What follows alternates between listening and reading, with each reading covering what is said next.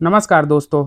आज हम हिस्टोपैथोलॉजी के 20 इंपॉर्टेंट एमसीक्यूज डिस्कस करेंगे जो एम्स सीआरई और अन्य गवर्नमेंट लैब टेक्नीशियन एग्जाम्स के लिए काफ़ी इंपॉर्टेंट है।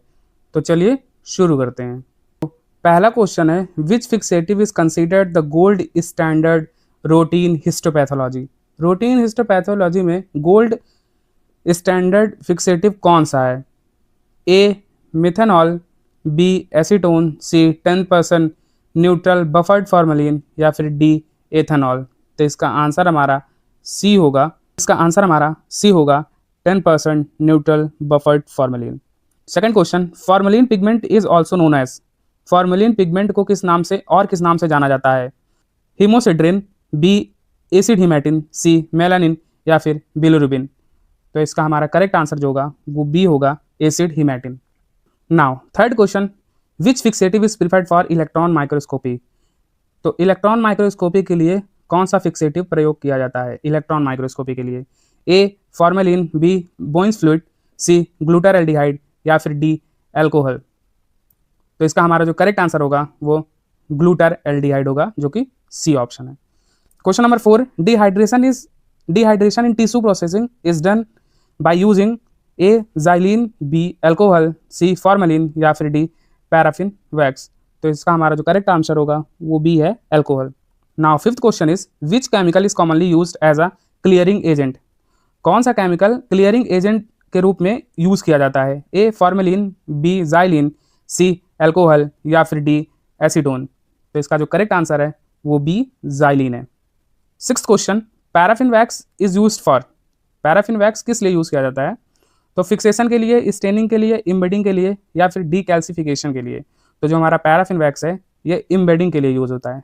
पैराफिन वैक्स जो होता है वो एक तरफ से सॉलिडिफिकेशन के लिए यूज होता है। जो हमारा टिश्यू होता है उसको सॉलिडिफाई करने का यूज करता है। सॉलिडिफिकेशन होता है टिश्यू का और फिर उससे इम्बेडिंग होती है, मतलब उसकी छोटी छोटी एकदम पतली पतली थिन लेयर में उसकी टिश्यू की कटिंग की जाती है। Now seventh question, the most commonly used microtome in histopathology.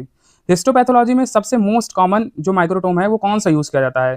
तो रॉकिंग, रोटरी, फ्रीजिंग या अल्ट्रा माइक्रोटोम। तो इसका जो हमारा आंसर होगा वो बी होगा, rotary microtome. Eighth question, routine paraffin section thicknesses. Paraffin section की जो थिकनेस होती है वो कितनी होती है? जो पैराफिन में सेक्शन बनता है कितना माइक्रोमीटर का होता है?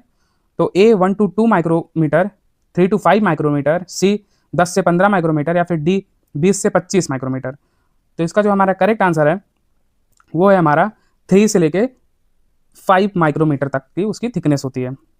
Ninth question, H and D stand for. H and D का पूरा नाम क्या है? तो haemoglobin and eosin, haematoxylin and eosin, haematin और इराइथ्रिन या फिर हीमोग्लोबिन और इरिथ्रोसाइट। तो इसका जो हमारा करेक्ट आंसर है वो हेमाटोक्सिलिन एंड ईओसिन है, जो कि हमारा बी है। फिर 10th question, haematoxylin stain which part of the cell. Cell के किस पार्ट को स्टेन हेमाटोक्सिलिन करता है?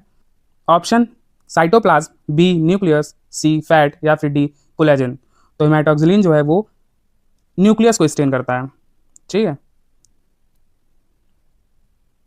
Now 11th question, eosin stain. Eosin किसे रंगता है, मतलब ईओसिन किसे स्टेन करता है? ए न्यूक्लियस को, साइटोप्लाज्म को, डीएनए को या फिर आरएनए को।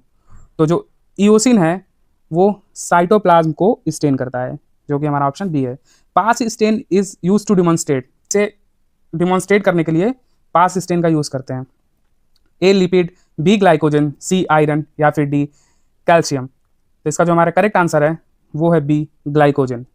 13th question, Ziehl Neelsen stain is use for. Ziehl Neelsen stone किसके लिए यूज किया जाता है? फंजाई के लिए, एसिड फास्ट स्टेन के लिए या ग्लाइकोजन के लिए या फिर आयरन के लिए। तो जील नेल्सन स्टेन जो है हमारा वो हमारा एसिड फास्ट स्टेन AFV के लिए यूज होता है। 14th question, Prussian blue stand demonstrates. Prussian blue stand क्या डिमॉन्स्ट्रेट करता है, मतलब क्या प्रदर्शित करता है? ए ग्लाइकोजन को, बी कैल्शियम, सी आयरन या फिर डी लिपिड। तो हमारा 14 आंसर जो है वो आयरन, प्रूशियन ब्लू आयरन को डिमॉन्स्ट्रेट करता है।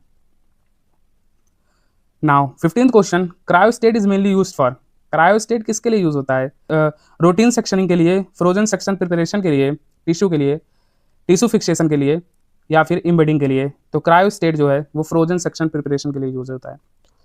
16th इसी से का क्रायोस्टेट का इससे रिलेटेड क्वेश्चन है। The usual operating temperature of cryostat is, ये माइनस में होता है और 22 ये -22 30 डिग्रीज का सेल्सियस होता है। तो इसका आंसर होगा सी जो है -20 डिग्री सेल्सियस।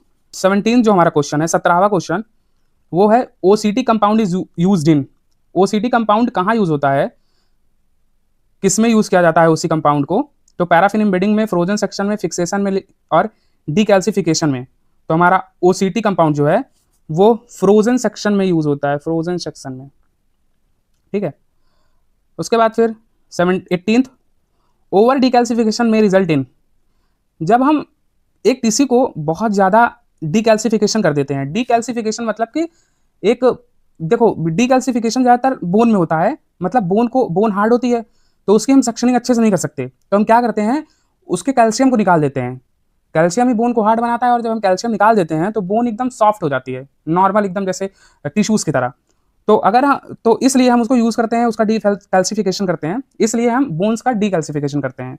तो जब ओवर डीकैल्सिफिकेशन हो जाएगा तो बेटर स्टेनिंग होगी, लॉस ऑफ न्यूक्लियर स्टेनिंग हो जाएगी, इंक्रीज्ड हार्डनेस हो जाएगी, या फिर बेटर मॉर्फोलॉजी। तो इसका आंसर जो होगा लॉस ऑफ न्यूक्लियर स्टेनिंग। उसके बाद 19th जो हमारा क्वेश्चन है, frozen section is primarily used for. Frozen section primarily used किसके लिए होता है? रूटीन डायग्नोसिस के लिए, इंट्रा ऑपरेटिव डायग्नोसिस के लिए, साइटोलॉजी के लिए, हिमेटोलॉजी के लिए। तो रैपिड इंट्रा ऑपरेटिव डायग्नोसिस, बहुत जल्दी, मतलब जैसे डायग्नोसिस के लिए रैपिड इंट्रा ऑपरेटिव डायग्नोसिस के लिए यूज करते हैं हम, मतलब तुरंत हमको जैसे 1 से 2 घंटे में ये रिजल्ट हमको दे देता है, तो इसलिए हम तुरंत इसको करते हैं, रैपिडली डायग्नोसिस करने के लिए ये मेनली यूज होता है। उसके बाद जो हमारा लास्ट क्वेश्चन है, which of the following is not a step in tissue processing, इनमें से कौन सा स्टेप नहीं है जो टिश्यू प्रोसेसिंग में यूज होता है? टिश्यू प्रोसेसिंग के दौरान वो स्टेप नहीं करते हैं। तो डिहाइड्रेशन, क्लियरिंग और इम्बेडिंग, ये तीनों होता है। डिहाइड्रेशन भी हम करते हैं जब हम टिश्यू से पानी निकालते हैं, क्लियरिंग भी करते हैं, इम्बेडिंग भी करते हैं, लेकिन H&D ये स्टेन है, ये टिश्यू प्रोसेसिंग के टाइम यूज नहीं होता है। तो ये हमारे 20 क्वेश्चंस हैं जो हमने सॉल्व किया है। बाकी थैंक यू। आपको अगर वीडियो अच्छा लगा हो तो इसको ज़्यादा से ज़्यादा शेयर करें, प्लीज़ चैनल को सब्सक्राइब करें